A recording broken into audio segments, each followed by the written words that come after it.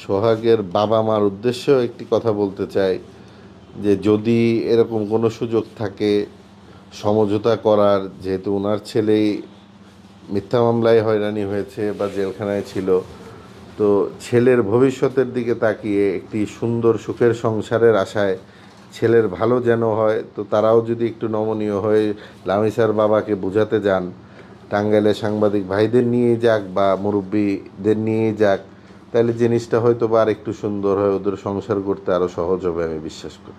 তো লামিসার বাবার উদ্দেশ্যে এতটুকুই বলবো যে আপনি সময় নেন, চিন্তা করেন, সোহাগকে বুঝান, বুঝিয়ে তা আপনারা সবাই মিলে বসে জিনিসটা সর্ট আউট করেন। এটা আর আসলে কোর্ট কাচারির বিষয় আর রইল না। তো যেহেতু জিনিসটা আপনারা পারিবারিক ব্যাপার চার দেয়ালের মাঝেই ভালো লাগে, চার দেয়ালের মাঝেই ফিরে গেলে ওনারাও খুশি, আপনারাও খুশি, আমিও খুশি, সবাই খুশি। হ্যাঁ, সবাই তো বলবেই যে যেহেতু বিয়ে শাদী হয়ে গিয়েছে, ওই লাইনে চলে গিয়েছে, ওদের সংসার হ্যাজ অফিসিয়ালি স্টার্টেড সমাজের চোখে। তো সমাজের চোখে অফিসিয়ালি স্টার্ট হয়ে গেলে লামিসার বাবাকে সবাই নমনীয় হতে বলবে, এটাই তো স্বাভাবিক। যেহেতু এখন তো আর কিছু করার নেই, আর আপনি একটা অ্যাডাল্ট মেয়ের জোর করে অন্য কিছুও করাতে পারবেন না। আমি মামলাটাও উঠিয়ে নিয়ে যদি ওদেরকে সংসারটা করার সুযোগ করে দেয়, তো যেহেতু সোহাগের একটু অর্থনৈতিকভাবে অসচ্ছল বা একটু অন্যভাবে ওরা বড় হয়েছে, লামিসা একটু বেটারভাবে বড় হয়েছে, তো যদি তারা সমঝোতা করে সংসারটা সুন্দর করে চালু হয়, এটা তো ভালো, সবার জন্যই ভালো, এবং ওরাও ভালো থাকবে, সুখে থাকুক, এটাই দোয়া করি, এটাই প্রত্যাশা আমাদের।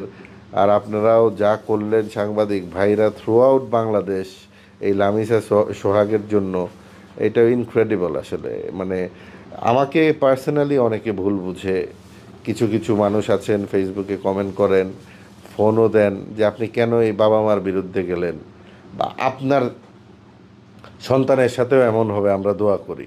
আসলে তাদের উদ্দেশ্যে একটি কথা আমি বলতে চাই, আপনারা আমাকে বরদোয়া দেন, অভিশাপ দেন, যাই দেন না কেন, আসলে এইটা নিয়ে আমি বিচলিত না। কারণ আমি আইনের মধ্যে থেকে একটি অসচ্ছল গরিব ঘরের গরিব সন্তানকে মিথ্যা মামলা দায়েরকৃত অবস্থায় তাকে বাংলাদেশের সর্বোচ্চ আদালত থেকে জামিন করিয়েছি, এবং সত্যর সাহায্য নিয়ে। এরপরে যদি আমি অপরাধী হই আপনাদের কাছে আমার কিছুই বলার নেই, এবং বিনা খরচে।